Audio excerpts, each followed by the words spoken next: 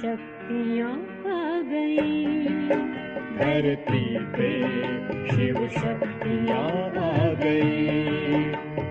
घर घर में होती है जिनकी पूजा, चेतन में वो देवियाँ आ गई, शिव शक्तियाँ आ गई, धरती पे शिव शक्तियाँ आ गई। ओम शांति। आज नवरात्र का 5वां दिन है और भारत भर में स्कंद माता का पूजन हो रहा है।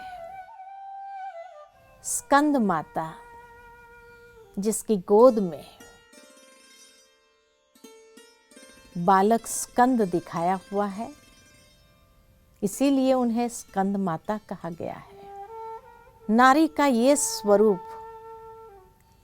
जब वो जन्म देती है एक बालक को, तो कहा जाता है एक बालक के जन्म के साथ नारी का भी एक नया जन्म होता है, जहां उसके अंदर संपूर्ण परिवर्तन आता है। ममता जागृत होने लगती है, वात्सल्य भाव जागृत होता है और स्नेह की शक्ति के आधार से वो अपने बच्चों को सुसंस्कारित करने लगती है।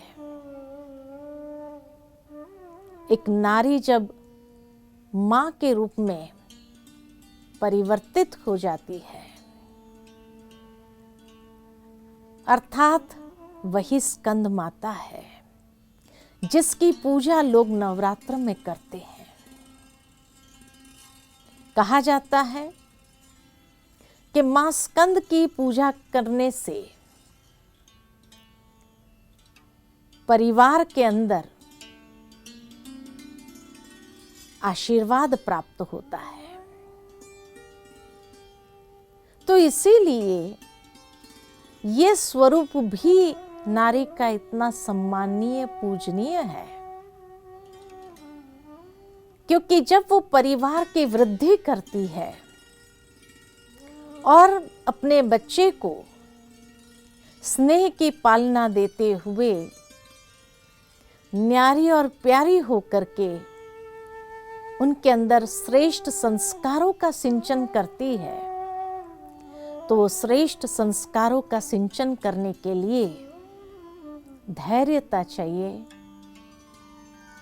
वो वात्सल्य चाहिए और साथ ही साथ हर रीति से बच्चों को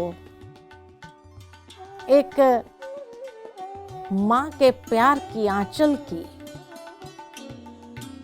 उसको सुरक्षा मिलती है। परंतु आज की दुनिया में देखा जाता है कि जहां नारियां भाग रही है जीवन के अंदर आगे बढ़ने के हिसाब से या पैसे कमाने के लिए, तो कहीं न कहीं उसका वात्सल्य भाव छूटता जा रहा है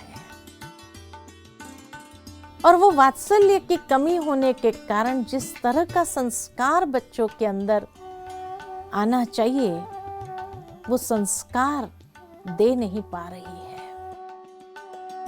और इसीलिए वो परिवार का सृजन तो कर लेती है, लेकिन स्नेह और संस्कारों की पालना न होने कारण वही बच्चे उस माता पिता का नाम बदनाम करने में भी देर नहीं करते हैं। तब कहीं उसको एहसास होता है कि आज इस बच्चे को जो संस्कार देना चाहिए था मुझे, वो मैंने नहीं दिया।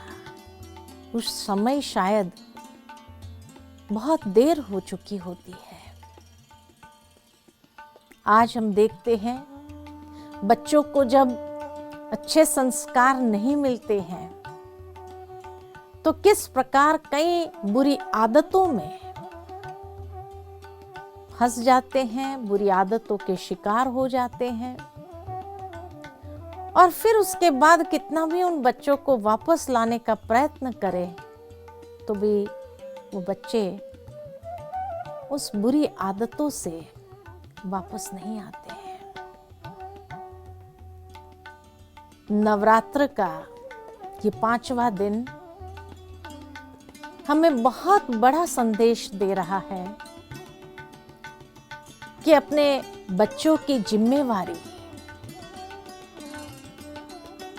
उसको संस्कार देने की जिम्मेवारी, उसकी स्नेह से पालना देने की जिम्मेवारी को निभाना है, ताकि एक बहुत सुंदर सृष्टि का निर्माण कर सको।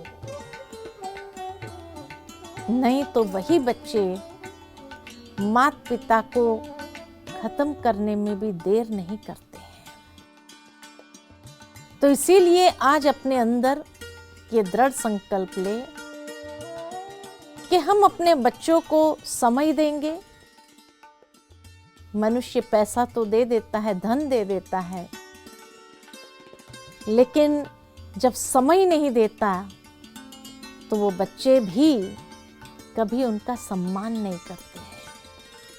कई बार माँ बाप को ये सुनना पड़ता है बच्चों से, आपने हमारे लिए किया ही क्या है।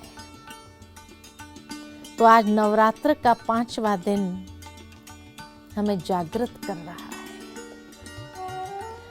हमें एहसास दिला रहा है कि माँ का जो कर्तव्य है बच्चे को अच्छी दिशा में आगे बढ़ाने का, सुसंस्कारित करने का, उस जिम्मेवारी को भी हम बहुत अच्छे से निभाएं।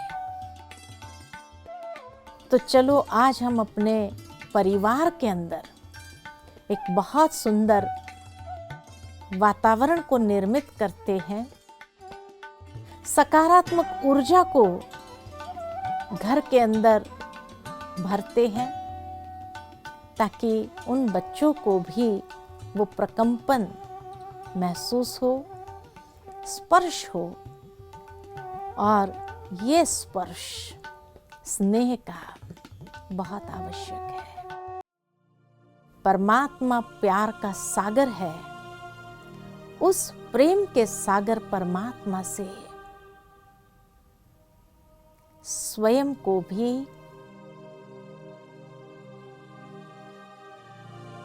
असीम स्नेह से भरते जाएं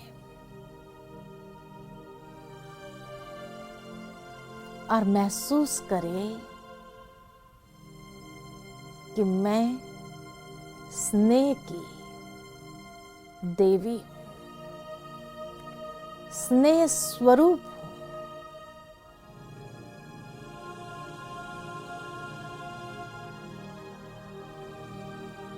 चारों ओर स्नेह के प्रकंपन को प्रवाहित होने देती हूं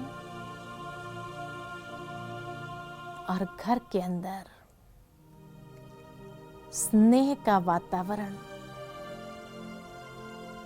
भरते जाते हैं।